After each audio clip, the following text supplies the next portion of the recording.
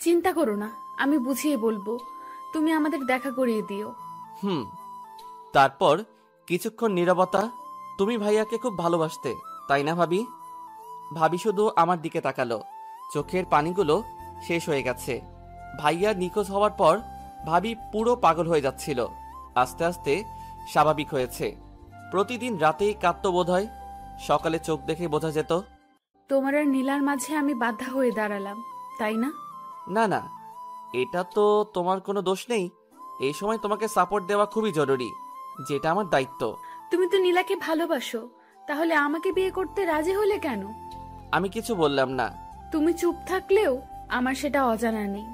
আমি প্রশ্নসূচক দৃষ্টিতে তাকালাম। আম্মুর কথায়। এটা একটা কারণ অবশ্য। আম্মু জান্নাতকে নিজের মেয়ে হিসেবে ধরে নিয়েছে।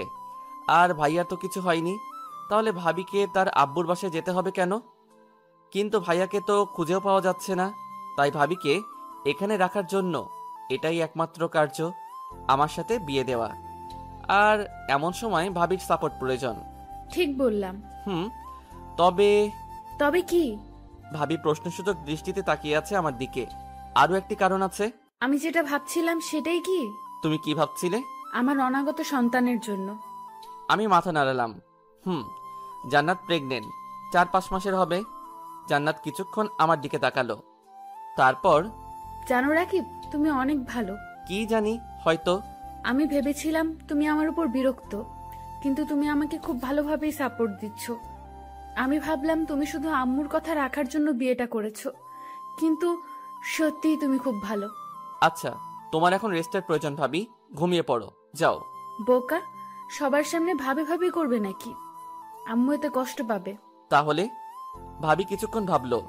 নাম ধরে ডাকতে পারো। নাম ধরে? সমস্যা নেই তো? না, কিন্তু। আচ্ছা, যাই ডাকো, সবার সামনে ভাবি ডেকো না শুধু। ওকে, যাও শুয়ে পড়ো। Good night. Good night.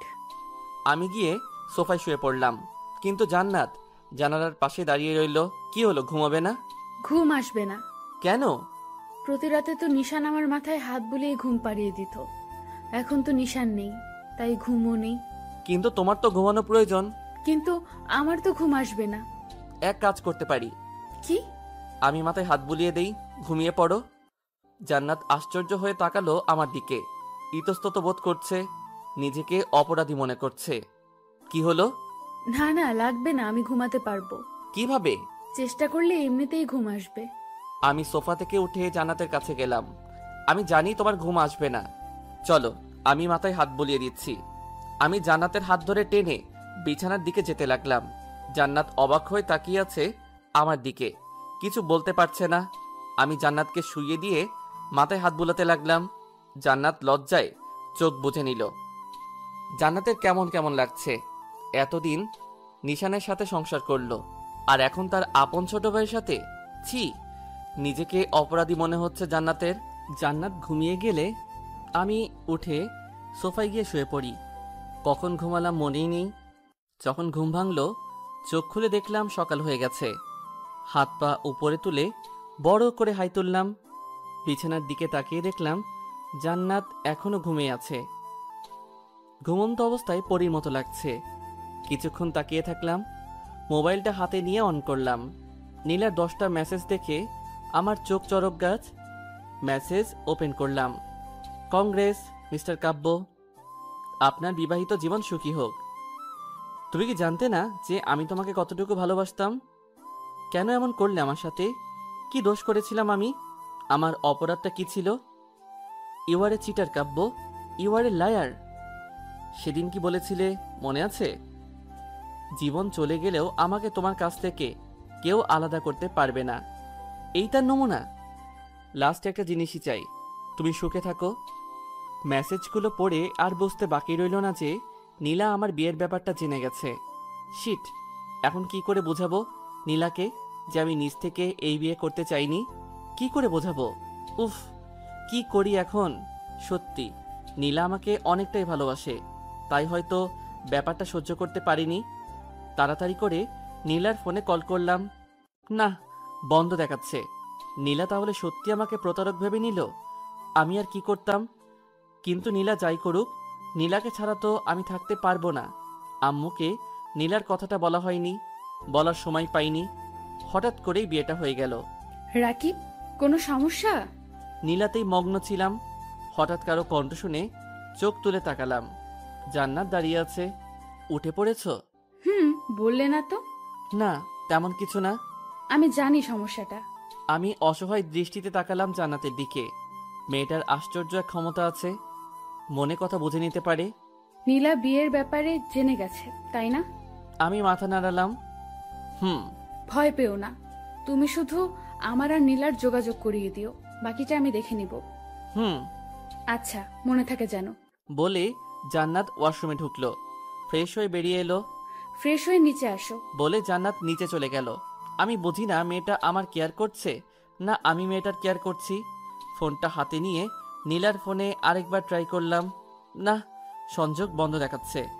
এই মেয়েটাও না একটুতে অভিনয় করে ফেলে, কিন্তু এই ব্যাপারটা তো একটু না, অনেক বড়ই। কারো ভালোবাসার মানুষের অন্য কারোর সাথে বিয়ে হয়ে গেলে কেউই স্বাভাবিক থাকে না। নীলাকে নিয়ে প্রচুর টেনশন হচ্ছে। আমার এমন কর্মকাণ্ডে অনেক কষ্ট পেয়েছে মেয়েটা। এসব ভাবতে ভাবতেই ওয়াশরুমে ঢুকলাম। জান্নাত নিচে নেমে এলো। খুব অস্থির লাগছে নিজেকে। রাতে একটু ঘুমাইনি। ভেবেছিল আমি ঘুমিয়ে পড়েছি, কিন্তু আমি ঘুমাইনি। কি করে ঘুমাবে জান্নাত? এতদিন যার স্পর্শে ও ঘুমের দেশে তলিয়ে যেত, এখন তো সেই নেই। তাহলে জান্নাত ঘুমোবে কি করে? নিশান কি আর ফিরে আসবে না? যদিও আসে, তাহলে শুনে যদি ওর ছোট ভাইয়ের সাথে আমার বিয়ে হয়েছে, তখন কি ভাববে? নিশ্চয়ই খারাপ ভাববে। জান্নাত ভাবে ওর জন্যই ওর ভালোবাসাকে হারাতে চলেছে। নিজেকে কঠোর শাস্তি দিতে ইচ্ছে হচ্ছে জান্নাতের। যে করি হোক, নীলা রাকিবের ভালোবাসা সহজ করে দিতে হবে, সমস্যার সমাধান করতে হবে। আমি ফ্রেশ হয়ে একটা শার্ট পরে নিচে নামলাম। বাসাটা বেশ উৎসব মুখর, তেমনটা না হলেও একমত আর কি। যতই হোক, ছোট ছেলের বিয়ে। নিচে নামতেই দেখলাম জান্নাত আর আম্মুর মধ্যে কথোপকথন চলছে। কিরে মা, এত তাড়াতাড়ি ঘুম ভেঙে গেল? ছোট্ট করে উত্তর দিল জান্নাত। আম্মু জান্নাতের থুতনি ধরে মুখটা উঁচু করে ধরলেন। তুই কিন্তু আমাকে প্রমিস করেছিলি নিজেকে শক্ত রাখবি, নিশানের কথা ভেবে কষ্ট পাবি না। তাহলে তুমি কাঁদছো কেন আম্মু? আমার ছেলেটা এখন কোথায় আছে কে জানে। আম্মু, তোমার যেমন কষ্ট হচ্ছে আমারও তেমনি কষ্ট হচ্ছে। তাহলে আমি নিজেকে সহজ করব কি করে বলো? আম্মু জান্নাতকে জড়িয়ে ধরে কেঁদে দিলেন। দুজনই কাঁদছে। আম্মু, রাকিবকে এসবের মধ্যে জড়ানোর কি দরকার ছিল? তোর মতো এত ভালো আর মিষ্টি মেয়েকে হারাতে চাই না, যে তাই। কিন্তু রাকিবের জীবন আর ভবিষ্যৎ যে নষ্ট করে দিলে। আমার বিশ্বাস এতে রাকিবের জীবন নষ্ট নয়, বরং আরো ভালো হবে, সুন্দর হবে। যার তোর মতো একটা বউ আছে তার জীবন নষ্ট হয় কিভাবে? জান্নাত নির্লিপ্ত দৃষ্টিতে তাকিয়ে আছে আম্মুর দিকে। আচ্ছা যা, এখন টেবিলে গিয়ে বস, আমি নাস্তা রেডি করাচ্ছি। আম্মু আমার দিকে আসলো। আমাকে দেখতেই মিষ্টি একটা হাসি দিলেন। ঘুম ভাঙলো তোর? যা টেবিলে যা। টেবিলের দিকে না গিয়ে একটু বাইরের দিকে গেলাম। নীলাকে ফোনে ট্রাই করলাম, দেখি পাই কিনা, কিন্তু না, এখনো সুইচ অফ দেখাচ্ছে। হঠাৎ করে আরেকবার ট্রাই করতেই ফোন ঢুকে গেল। 2-3 বার রিং হওয়ার পর রিসিভও করলো। হ্যালো নীলা, হ্যালো নীলা, তুমি শুনতে পারছো? Hello hello. তবু ওপাশ থেকে কোনো শব্দ আসছে না। আমি জানি এটা নেট প্রবলেমের কারণে হচ্ছে না, বরং নীলা নিজ থেকে কথা বলছে না। টুট টুট টুট। শিট, কেটে দিল। কি করে বোঝাই এই মেয়েকে যে আমি কতটা ভালোবাসি ওকে? সারা রাত কত কষ্টের মধ্যে কাটিয়েছি ওর জন্য। নীলা কি সেটা বুঝতে পারবে না কখনো? আরও কয়েকবার ট্রাই করলাম, রিং হচ্ছে, রিসিভ করছে না। 5-6 বার কল করার পর যখন ধরলো না, তখন একটা মেসেজ করলাম, নীলা প্লিজ একটাবার ফোনটা রিসিভ করো, শুধু একটাবার প্লিজ। মেসেজ দেওয়ার কিছুক্ষণ পর আবার কল করলাম। এখন 2-3 বার রিং হওয়ার পর রিসিভ করলো। হ্যালো, তুমি শুনতে পারছো? একটাবার কথা বলো প্লিজ। কিছুক্ষণ নীরব থাকার পর, কি আর বলবে তুমি, বাসরাতের গল্প শোনাবে তাই না? প্লিজ কেঁদো না, আমার কথাটা শোনো প্লিজ। ওপাশে নীলা ফুপিয়ে ফুপিয়ে কাঁদছে। দেখো লক্ষ্মীটি, কেঁদো না প্লিজ। চুপ, একদম আমাকে ইমপ্রেস করার চেষ্টা করবে না। আচ্ছা, অন্তত পক্ষে কান্নাটা থামিয়ে আমার কথাটা শুনো। নীল কান্না থামালো, তবুও ফুপানো শোনা যাচ্ছে। নীলা, আমি এই বিয়েটা আমার নিজের ইচ্ছেতে করিনি। ও, ভালো কথা। তারপর? বিশ্বাস করো, আমি আম্মুর কথা রাখার জন্য এই বিয়েতে রাজি হয়েছি। বাহ, বেশ তো। বিয়ে করে ফেলেছ, অথচ বিয়েতে তোমার মতো ছিল না। গল্পটা বেশ মানিয়েছ। আগে তো তুমি বোকাশোকা ছিলে, এখন বেশ চালাক হয়ে গেছো। বিশ্বাস করো প্লিজ, আমি শুধু আম্মুর কথা রাখার জন্যই বিয়েটা করেছি। কাকে করেছি জানো? কাকে আবার? জান্নাত নামের একটা মেয়েকে। জান্নাতকে জানো? কে আবার? তোমার সাথে যার বিয়ে হয়েছে? আরে চুপ করো। নীলা কোনো কথা বলল না, তবে কান্নার বেগ বাড়তেই থাকলো। জান্নাত আমার ভাবি। আমার বিয়েটা ভাবির সাথে হয়েছে। ম- ম- মানে? মানে ভাবি প্রেগনেন্ট, আর ভাইয়া 4-5 মাস থেকে নিখোঁজ। এই সময় ভাবিকে সাপোর্ট দেওয়া জরুরি।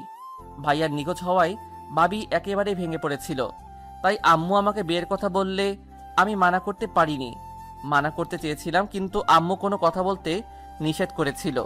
জান্নাতের সাপোর্টের জন্য তোমার আম্মু তোমাকেই বেছে নিল, আর কাউকে পেল না? আর তুমিও থই থই করে বিয়ের জন্য রাজি হয়ে গেলে? নীলা, বোঝার চেষ্টা করো, আমি আম্মুর চাপে বিয়েটা করেছি। সেটা তো বুঝলাম, কিন্তু কাল রাতে যে তোমাদের বাসরাত ছিল। আরে চুপ করো, কিসের বাসর রাত?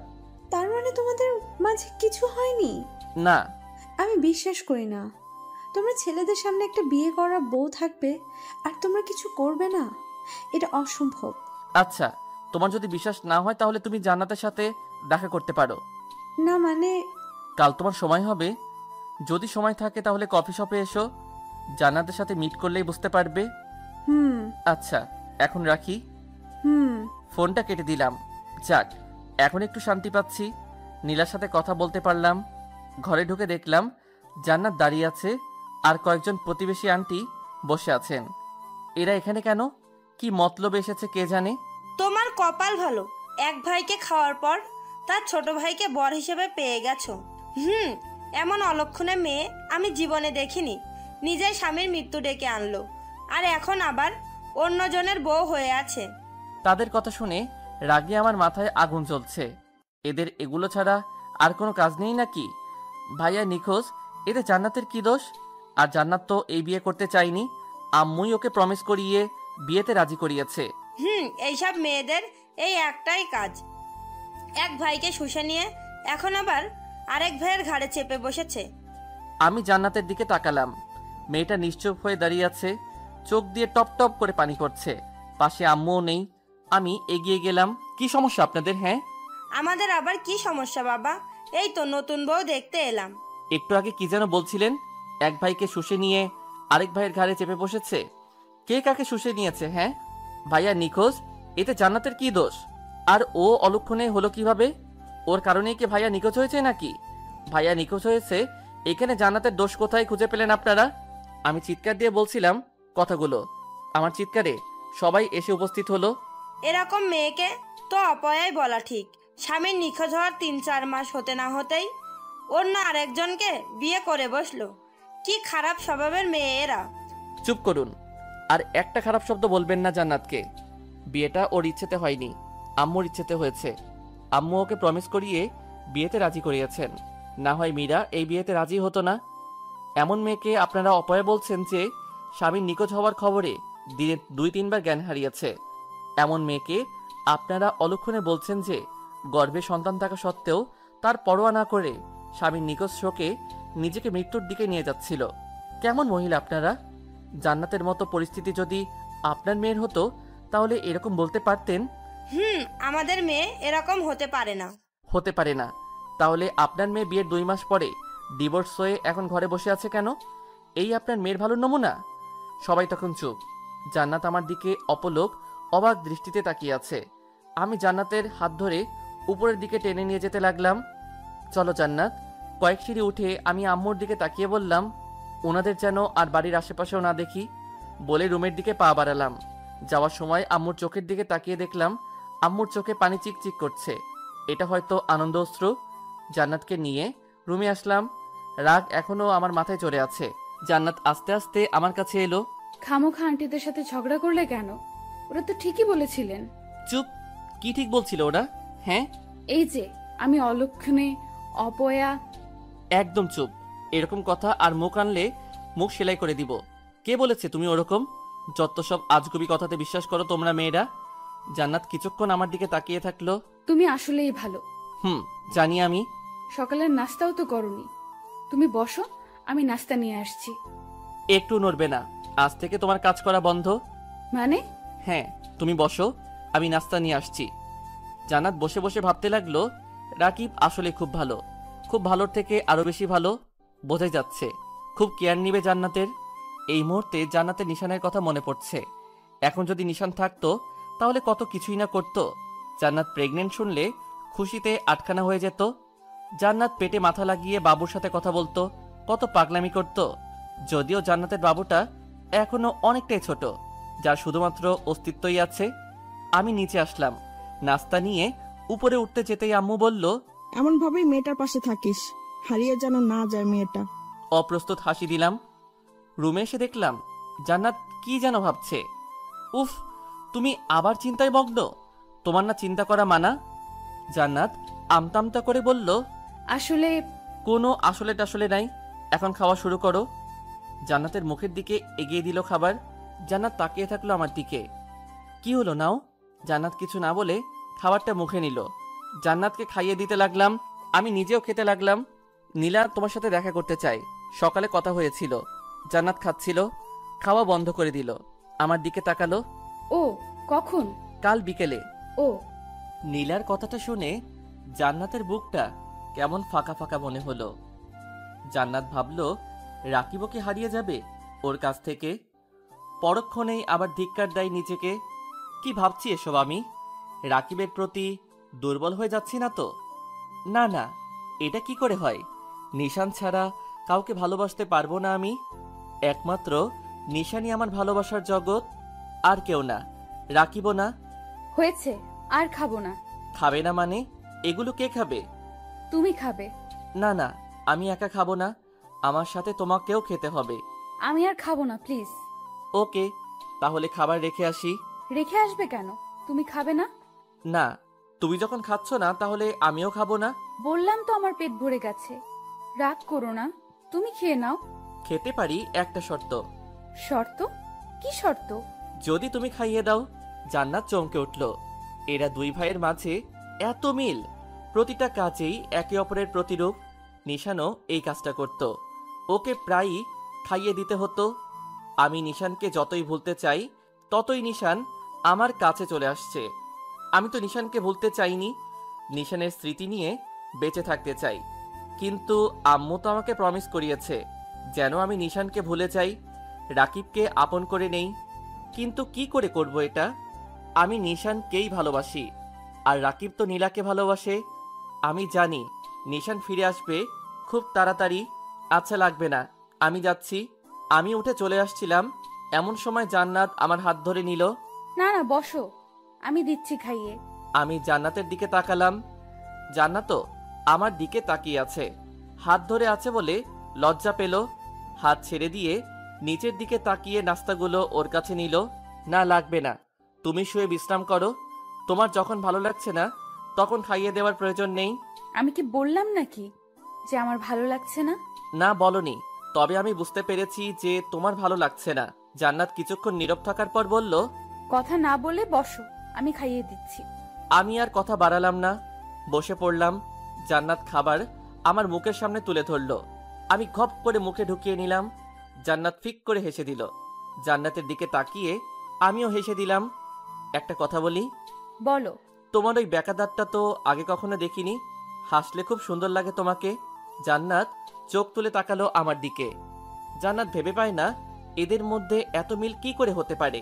এদের ভাবনা একে অপরের ভাবনার সাথে পুরোপুরি মিলে যায় কি করে। নিশান প্রতিবারই আমাকে আমার হাসিটার কথা বলতো, আর ওই ডাক্তার কথাও। আর এখন রাকিবও বলছে। রাকিব আমাকে নিশানের কথা ভোলাতে চাইছে, অথচ বারবার শুধু মনে করিয়েই দিচ্ছে। তবে রাকিব তুমি খুব ভালো। জান্নাত অপলক দৃষ্টিতে তাকায় আমার দিকে। জান্নাতে সে কখন থেকে কি যেন ভেবেই যাচ্ছে। এই মেয়েটা শুধু চিন্তাতেই মগ্ন থাকে। ধুর, তোমাকে না বললাম চিন্তা না করতে, তবু সবসময় ভাবুক হয়ে থাকো তুমি। সরি। হইছে, বলা লাগবে না, তুমি যাও শুয়ে পড়ো, আমি নিচে এগুলো রেখে আসছি। জান্নাত মাথা নাড়িয়ে বলল, আমি রুম থেকে বেরিয়ে নিচে গেলাম, থালা প্লেট রেখে আসলাম রান্নাঘরে। রান্নাঘর থেকে বেরিয়ে দেখলাম আম্মু নিচে আসছে। রাকিব, বলো আম্মু। জান্নাত কোথায়? রুমে শুয়ে আছে, বিশ্রাম নিতে হবে না তাই। বেশ, মেয়েটার খেয়াল রাখিস বাবা, হারিয়ে গেলে কিন্তু পস্তাতে হবে। হাসি দিয়ে বললাম, চিন্তা করো না আম্মু, আমি আছি তো। আম্মু একটা অর্থপূর্ণ হাসি দিল।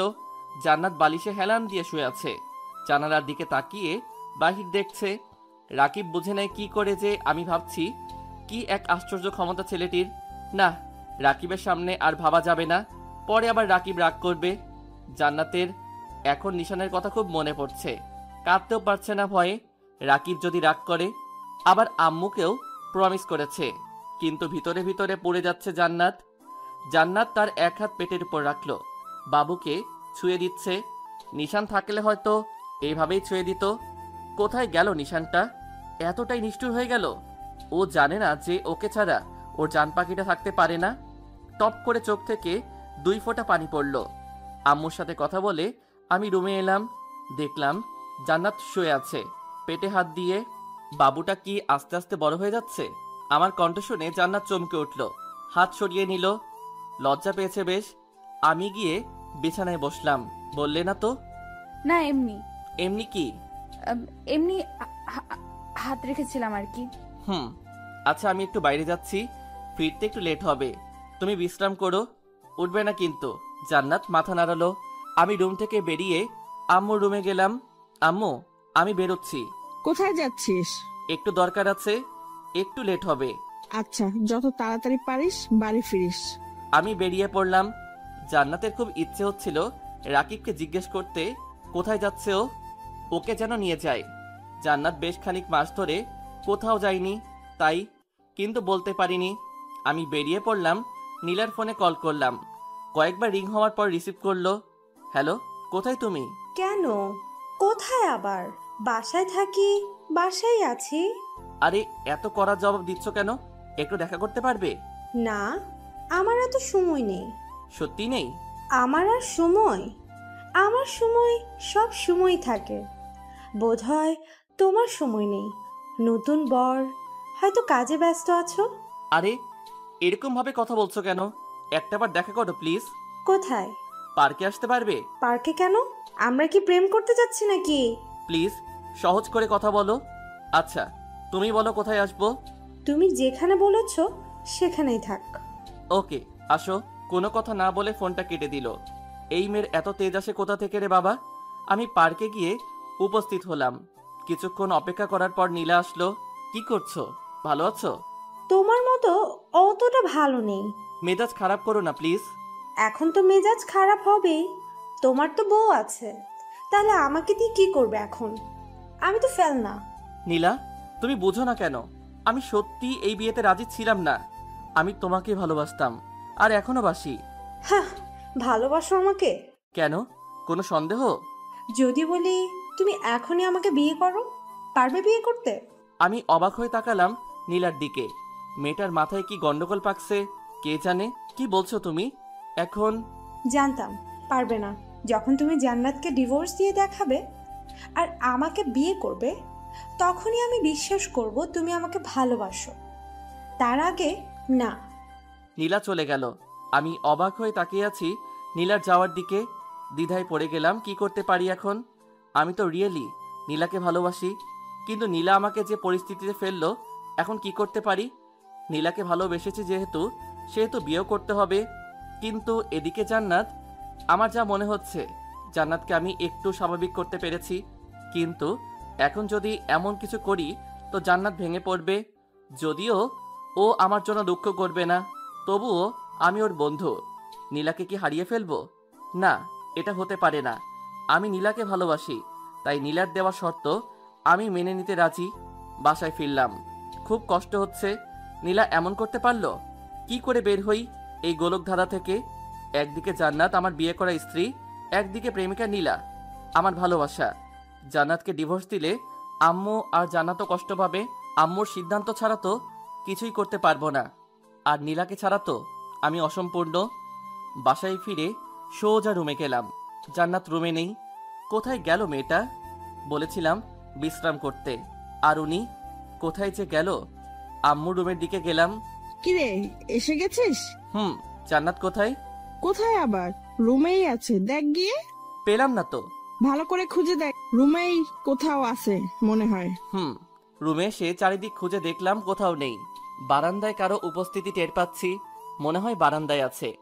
বারান্দায় গিয়ে দেখলাম জান্নাত বারান্দার গ্রিলে হাত রেখে দাঁড়িয়ে আছে, বাহির দেখছে বোধহয়। বলেই গেলাম শুয়ে বিশ্রাম নিতে, আর উনি বারান্দায় দাঁড়িয়ে বাহিরের দৃশ্য অবলোকন করছেন। জান্নাত বারান্দায় দাঁড়িয়ে বাহিরের দিকে তাকিয়ে আছে।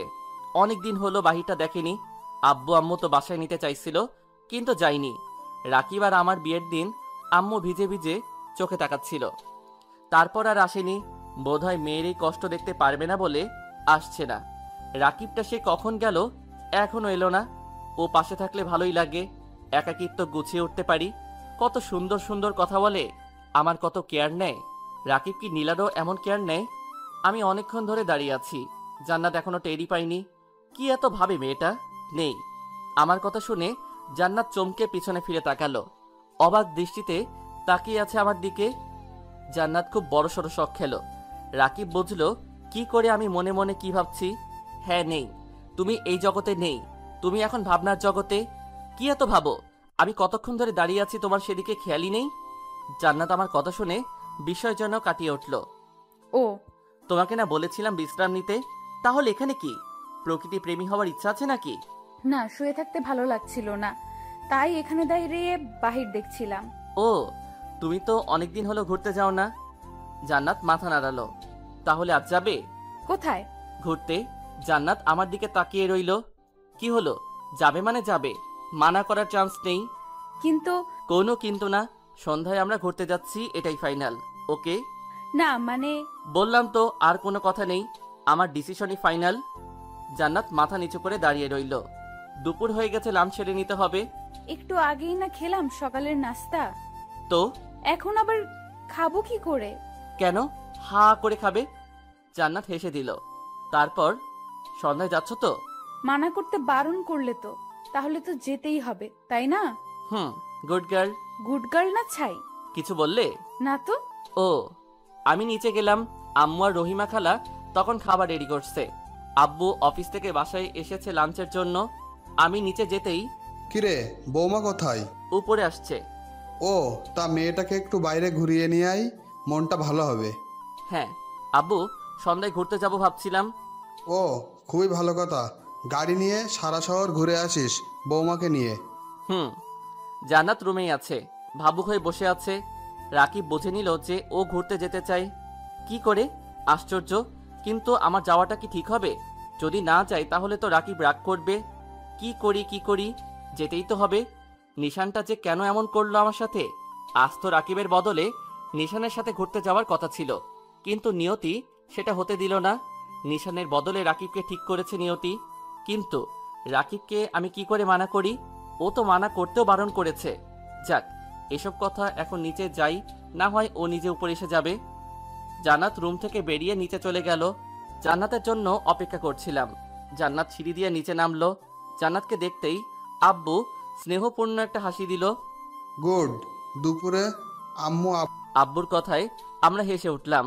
আমরা জানি আব্বু জান্নাতকে হাসানোর জন্য বলেছে এটা। জান্নাতরা ঠিক করে হেসে দিল। শুভ নুন।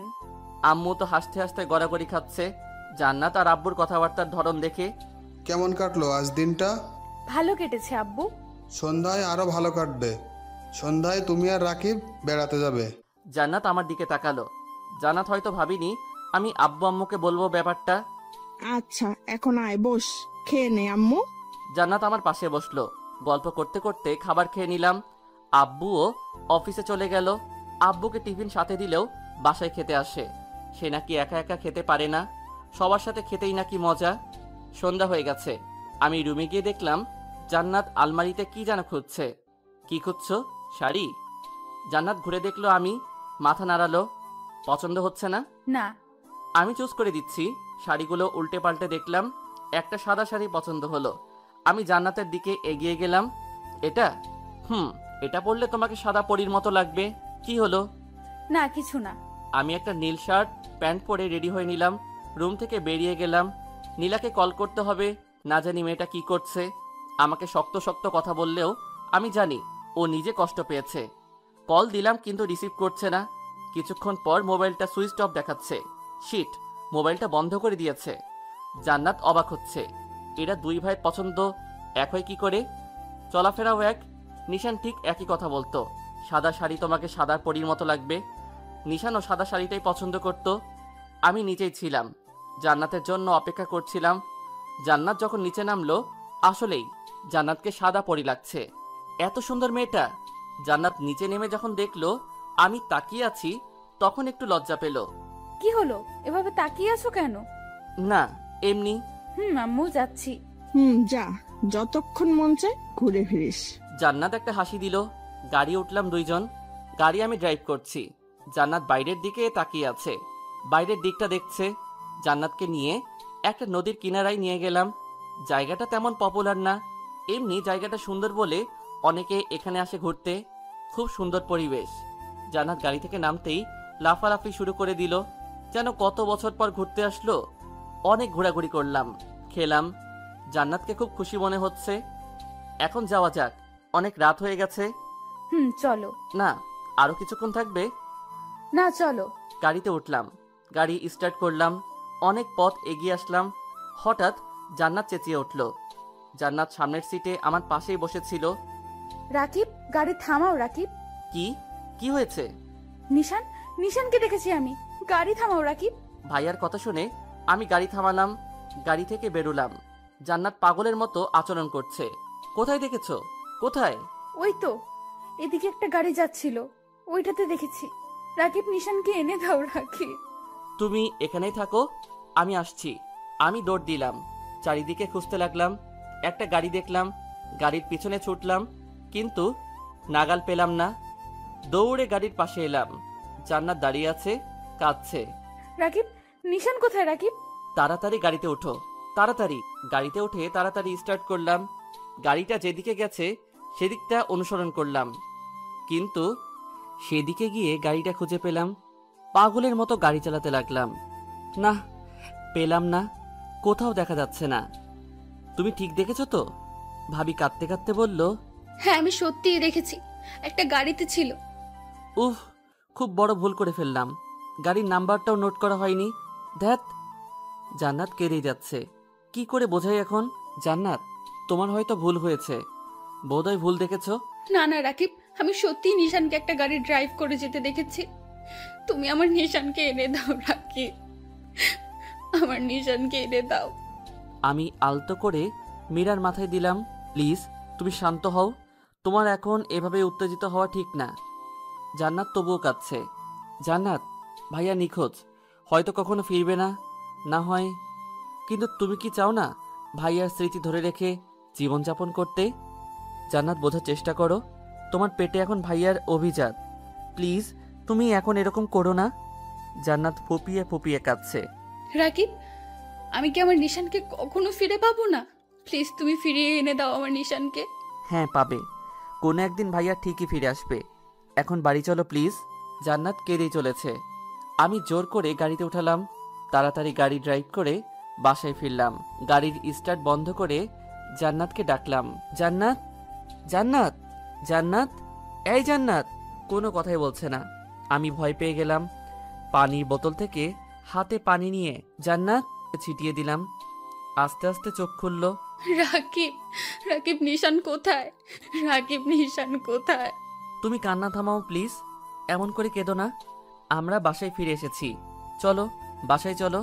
না না, আমার নিশানকেই চাই, আমার নিশানকে এনে দাও। তুমি জানো না আমি নিশানকে ছাড়া বাঁচবো না। জোরে জোরে কান্না আরম্ভ করলো। জান্নাতকে জোর করে ধরে আমি গাড়ি থেকে নামালাম। বারবার কান্নায় ভেঙে পড়ছে। ওর মাথা আমার বুকে আছড়ে পড়ছে। মেয়েটাকে কি করে বোঝাই? এই সময় এত চাপ সৃষ্টি ভালো না। জান্নাতকে নিয়ে দরজার কাছে গিয়ে কলিং বেল টিপলাম। আম্মু দরজা খুলল। জান্নাতকে কাঁদতে দেখে হকচকিয়ে গেলেন। এ কি, জান্নাতের এই অবস্থা কেন? জান্নাত কাঁদছে কেন রাকিব? আম্মু, আগে জান্নাতকে নিয়ে রুমে যাও, পরে আমি সব বলছি। আম্মু জান্নাতকে ধরে নিয়ে গেল রুমে। পিছনে পিছনে আমিও গেলাম। আম্মু বিছানায় শুইয়ে দিল জান্নাতকে। জান্নাত কাঁদতে কাঁদতে অস্থির হয়ে যাচ্ছে। আমি পাশে গিয়ে বসলাম। জান্নাতের মাথায় হাত বুলাতে বুলাতে বললাম, শান্ত হও প্লিজ, আর কেঁদো না, এরকম করো না তুমি। জান্নাত তবুও কাঁদছে। আম্মু তুমি যাও, আমি জান্নাতকে ঘুম পাড়িয়ে আসছি। হুম। আম্মু জান্নাতের মাথায় হাত বুলিয়ে চলে গেলেন।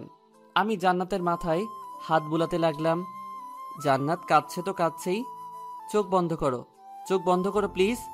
আমি নিজে জান্নাতের চোখ বন্ধ করালাম, মাথায় হাত বুলিয়ে দিতে লাগলাম।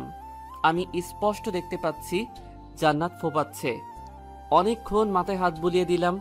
মেয়েটা ঘুমিয়ে পড়েছে, কাঁদতে কাঁদতে ক্লান্ত হয়ে গেছে। আমি আলতো করে উঠে পড়লাম, লাইট নিভিয়ে নিচে গেলাম। আম্মু পায়চারি করছে, আমাকে দেখেই এগিয়ে এলো। রাকিব, রাকিব, জান্নাতের কি হয়েছে? আম্মু জান্নাত ভাইয়াকে দেখেছে। আম্মু ধরপড়িয়ে তাকালো আমার দিকে। সত্যি? কোথায় আছে এখন? আমার ছেলে ভালো আছে তো? আম্মু তুমি শান্ত হও, কাঁদছো কেন? কোথায় দেখছিস তোমরা? নিশান এখন কোথায় আছে? তুই ওকে বাড়িতে নিয়ে আসিসনি কেন? আর ও বাড়িতে আসেনি কেন? আম্মু আম্মু শান্ত হও, ভাইয়াকে আমি দেখিনি। জান্নাতি আমাকে বলল যে পাশের একটা গাড়িতে ভাইয়া ছিল। আমিও চারিদিকে গাড়িটিকে খুঁজতে লাগলাম, কিন্তু কোথাও পেলাম না। আম্মু কেঁদে দিল। আমার ছেলেটা এখন কোথায় আছে কে জানে? যেখানেই থাকুক না কেন, আল্লাহ যেন তাকে সুস্থ রাখেন। আমি আম্মুকে জড়িয়ে ধরে সান্ত্বনা দিলাম। আম্মু জান্নাত যখন দেখেছে ভাইয়াকে, তখন ভাইয়া এই শহরেই কোথাও আছে। তুমি চিন্তা করো না, আমরা খুঁজে বের করব ভাইয়াকে। আম্মু মাথা নাড়ালো, তবে কেঁদেই যাচ্ছে। আমি তো আম্মুকে সান্ত্বনা দিলাম, কিন্তু ভাইয়াকে এখন খুঁজবো কোথায়? কোথায় আছে ভাইয়া? এখন রুমে যাই, জান্নাতকে গিয়ে দেখে আসি মেয়েটা কি করছে কে জানে। রুমে গিয়ে দেখলাম জান্নাত এখনো ঘুমিয়ে আছে, কাচুমাচু হয়ে শুয়ে আছে। আমি গিয়ে ওর মাথার পাশে বসলাম, মাথায় হাত বুলিয়ে দিতে লাগলাম। আমি জান্নাতের মুখের দিকে তাকিয়ে আছি। কি আছে ওর মুখে যেটা আমাকে টানছে ওর দিকে? এত মায়াবী মেয়েটা। জান্নাতের প্রতি আমি আকৃষ্ট হয়ে পড়ছি। কিছুক্ষণ জান্নাতের মাথায় হাত বুলিয়ে দিলাম, তারপর বারান্দায় গেলাম। নীলার ফোনে ট্রাই করছি, কিন্তু ফোন রিসিভ করছে না। ধ্যাত, ফোন ধরছে না কেন? আরেকবার ট্রাই করে দেখি। কয়েকবার রিং হওয়ার পর ফোন রিসিভ করলো। কি সমস্যা, ফোন ধরছো না কেন? সমস্যাটা আমার না, তোমার। তুমি যদি সত্যি আমাকে ভালোবেসে থাকো, তাহলে আমার শর্ত পূরণ করবে। আর যেদিন তুমি আমার শর্ত পূরণ করতে রাজি হবা, সেদিনই ফোন দিবে, তার আগে নয়। টুট টুট টুট। কি হলো?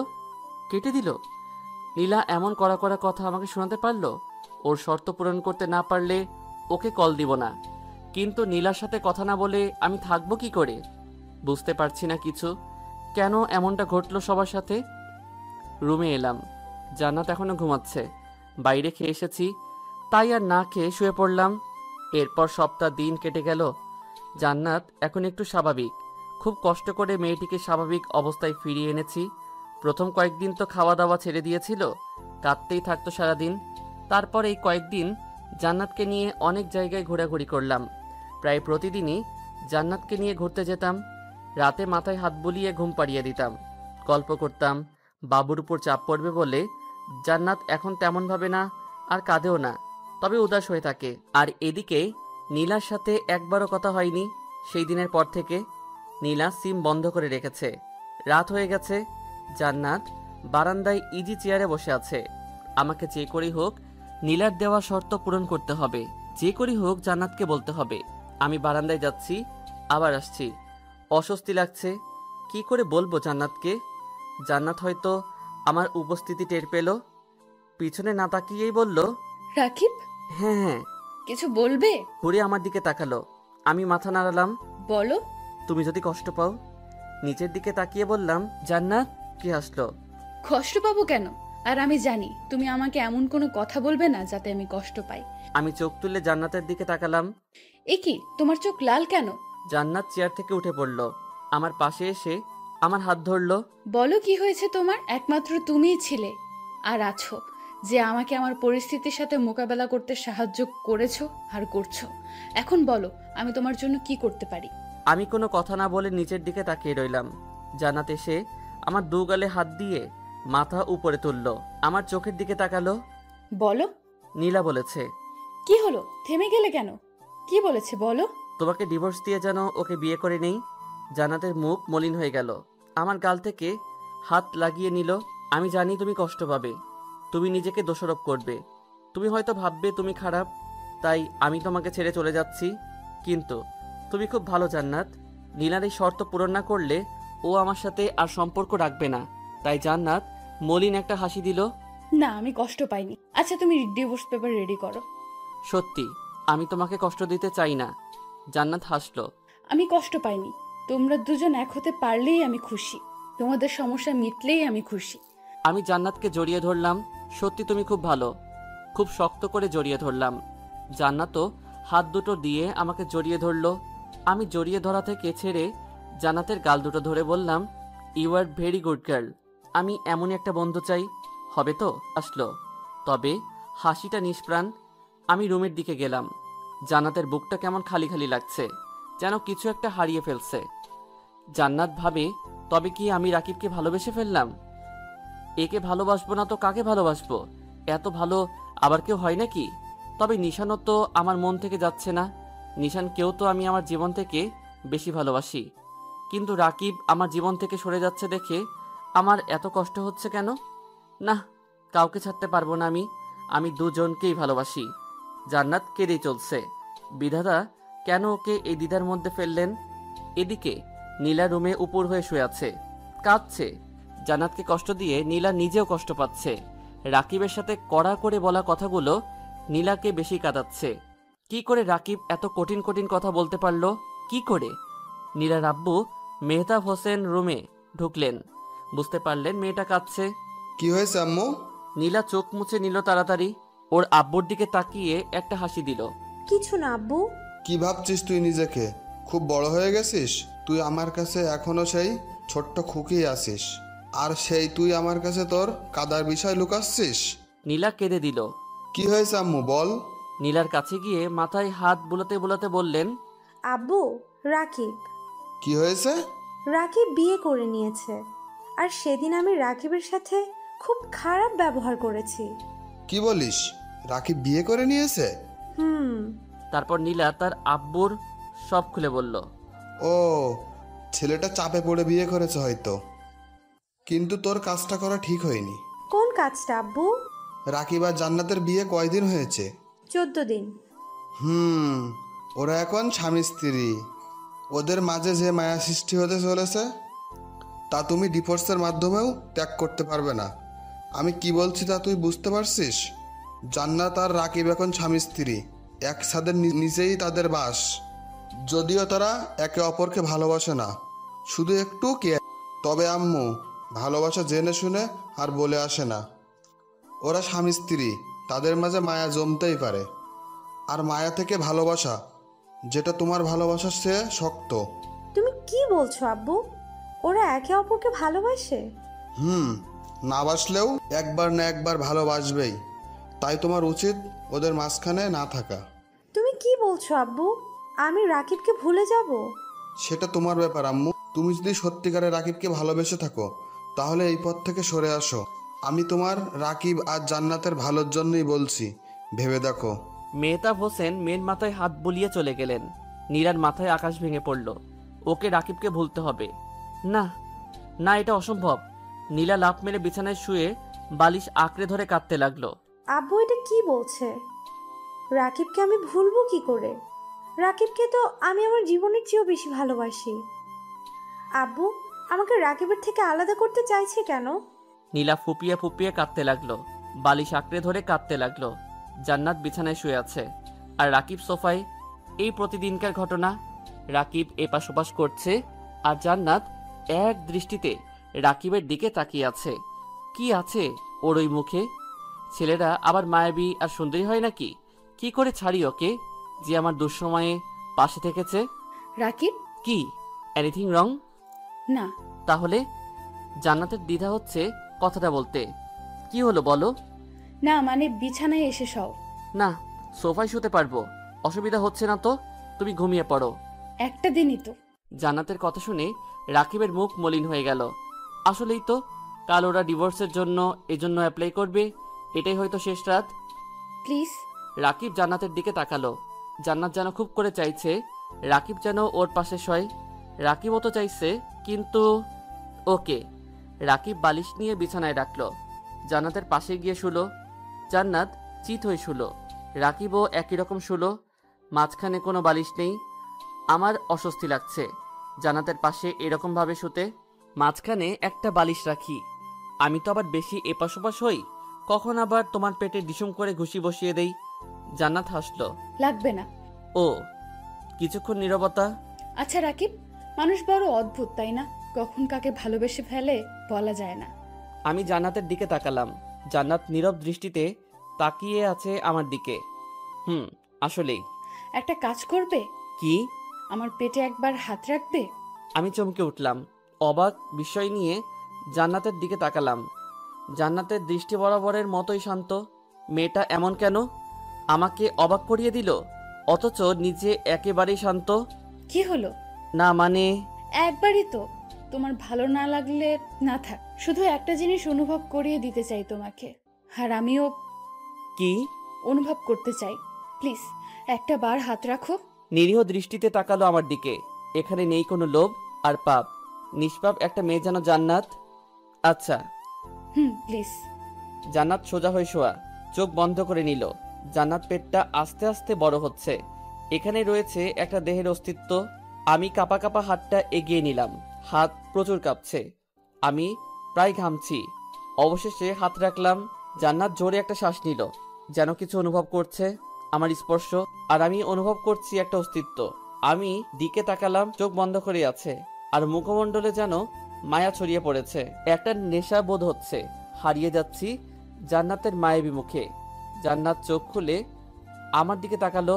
কিছু অনুভব করছো? কি? একটা অস্তিত্ব, যেটা আস্তে আস্তে বেড়ে উঠেছে। খুব ভালো লাগছে। তাহলে আর কিছুক্ষণ রাখো আর অনুভব করো। হাসলাম। জান্নাত হাতটা আমার মাথায় নিয়ে এলো, চুল বিলি কেটে দিতে লাগলো। কাল কটায় যাচ্ছি? একজন লয়ারের কাছে যেতে হবে বিকেলে।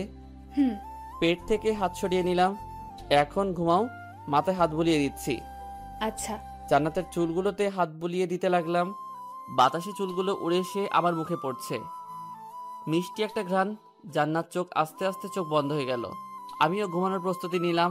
ঘুমিয়ে পড়লাম। ঘুম ভেঙে গেলে চোখ খুলে দেখলাম সকাল হয়ে গেছে। পাশে হাত দিয়ে দেখলাম জান্নাত বিছানায় নেই। গেল কোথায়? আমি উঠে বসলাম। এমন সময় দরজা ঠেলে রুমে ঢুকলো জান্নাত। Good morning. কফি? এগিয়ে এসে কফির মগ টেবিলে রাখলো। আমি ভ্রু কুচকালাম। তুমি রান্নাঘরে গিয়েছিলে? এমনি শুধু গিয়েছিলাম, আম্মু কফি বানিয়ে দিল তোমার জন্য। একা একা নিচে যাওয়ার কি দরকার, যদি কোনো অঘটন ঘটে? আরে কিচ্ছু হবে না, এত ভেবো না তো। উনি জানেন কিচ্ছু হবে না। চুপটি করে এখানে বসো। আমিও ওয়াশরুম থেকে আসছি। ওয়াশরুমে গিয়ে ফ্রেশ হয়ে নিলাম, এসে কফি খেয়ে নিলাম। রাকিব, একটা কথা বলি। বলো, যতটা মন চায়। জান্নাত বলল। ডিভোর্সের পরেও কি আমার যত্ন নিবে? আমি চোখ তুলে জান্নাতের দিকে তাকালাম। শুধু দ্বিধা ফেলে দেয় মেয়েটা। তখন তো তোমার কেয়ার করার জন্য ভাইয়া থাকবে। কোথায় তোমার ভাইয়া? এই রে, ফেসে গেলাম। এখন কি বলি? না মানে, তুমি যখন দেখেছো তখন এখানেই কোথাও আছে। খুব তাড়াতাড়ি বের করে দিবে। আব্বু খোঁজার জন্য লোকজন পটিয়ে দিয়েছে বিভিন্ন জায়গায়। ভুল কিছু বলে ফেললাম? না। তাহলে উদাস কেন? এমনি। সকালের খাবার জান্নাতকে খাইয়ে দিলাম। আস্তে আস্তে বিকেল গড়িয়ে এলো। জান্নাত রেডি, আমিও রেডি।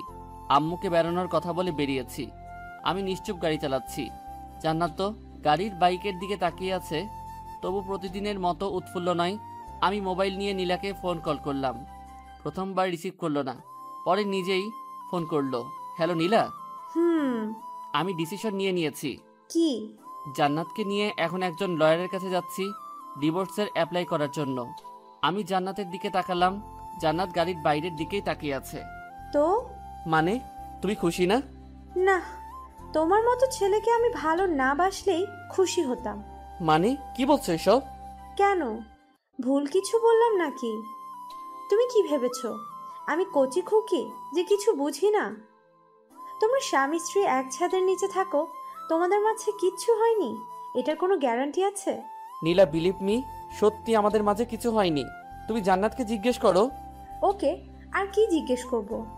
তোমাদের মতো ছেলেদেরকে আমার চেনা আছে, আর আমি তো কখনো তোমাকে ভালোবাসিনি, শুধু টাইম পাস ছিল।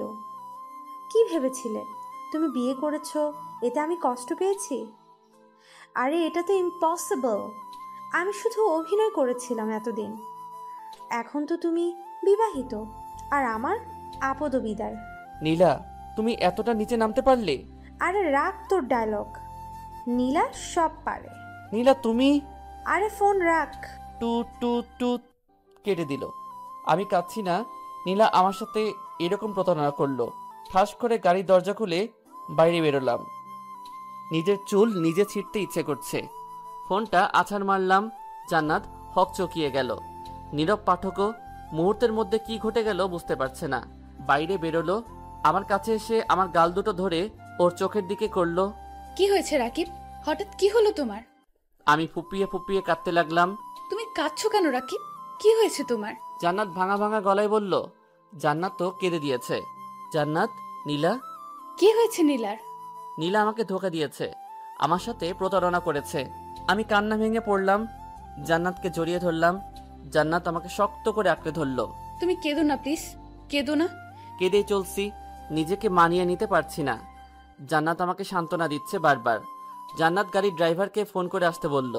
ড্রাইভার এসে পড়লে জান্নাত আমাকে গাড়িতে তুলে নিল, ওর কাঁধে মাথা চেপে ধরলো। কেঁদো না প্লিজ, শান্ত হও। বাড়ি ফিরলাম। ড্রাইভার ভাই আমাকে ধরে রুমে নিয়ে গেল। আমার ভেঙে পড়া দেখে আম্মু পাগল প্রায়। জান্নাত এসে আমাকে বারবার জড়িয়ে ধরে সান্ত্বনা দিতে লাগলো। আম্মু এসে বারবার জিজ্ঞেস করতে লাগলো কি হয়েছে। জান্নাত আম্মুকে সব বলল। আম্মু বাকরুদ্ধ হয়ে গেল। খুব বড় খারাপ কাজ করে ফেলেছেন ওনার সাথে। সন্ধে হয়ে গেছে। আমি মেনে নিতে পারছি না যে নীলা আমার সাথে এরকম করতে পারলো। আমি খুব কষ্ট হচ্ছে। জান্নাত বারবার আমাকে সান্ত্বনা দিচ্ছে। জান্নাত নিজের হাতে খাবার খাইয়ে দিল। রাতে আমার মাথায় হাত বুলিয়ে ঘুম পাড়িয়ে দিল। এখন অনেকটাই স্বাভাবিক আমি জান্নাতের কারণে। জান্নাত নিজেই আমার কেয়ার করে এখন। আম্মু আমার দিকে অপরাধের দৃষ্টিতে তাকালো। সেদিন তোর সাথে খুব খারাপ কাজ করে ফেললাম রে রাকিব। আম্মু প্লিজ, তুমি নিজেকে দোষারোপ করো না। যে চলে যাবে তাকে যেতে দিতে হয়। আর নীলা তো আমাকে ভালোবাসেনি, তাহলে এরকমভাবেই দিনগুলো কাটছিল। এখন মাঝে মাঝে ঘুরতে যাই জান্নাতকে নিয়ে। রাকিব এখন একটু স্বাভাবিক হয়েছে। ছেলেটা একেবারে ভেঙে পড়েছিল, এখন বারান্দায় বসে আছে। আমিও গেলাম। রাকিব, কি? না মানে সেদিন আমরা ডিভোর্সের জন্য যাচ্ছিলাম, তাই না? তো না মানে তুমি তো চাও আমাদের ডিভোর্সটা হোক। সেদিন তো চাইনি, তাহলে? তুমি ডিভোর্স চাও তো কালই যাব আমরা লয়ারের কাছে। রাকিব রেগে গিয়ে উঠে বারান্দা থেকে চলে যাচ্ছিল। আমি জোর করে ধরলাম। প্লিজ তুমি রাগ করো না, আমি তো শুধু। ছেড়ে দাও আমায়, কেউ ভালোবাসে না আমাকে। ছেড়ে দিতে চাও তো আমাকে? ওকে চলে যাও, ছেড়ে যেতে পারো। রাকিব শান্ত হও প্লিজ, ওটা তো তুমি। হ্যাঁ বলেছিলাম, তাই বলে এখন তুমিও চাও সেটা? ছেড়ে দাও আমায়, আমি জানি কেউ আমাকে ভালোবাসে না। আমি জোর করে রাকিবকে বিছানায় বসালাম। ছেলেটা কাঁদছে, ওর মাথাটা আমি বুকে রাখলাম। আমি কি খুব খারাপ? কে বললো তুমি খারাপ? তাহলে ছেড়ে চলে যেতে চাও কেন? সরি, আর বলবো না।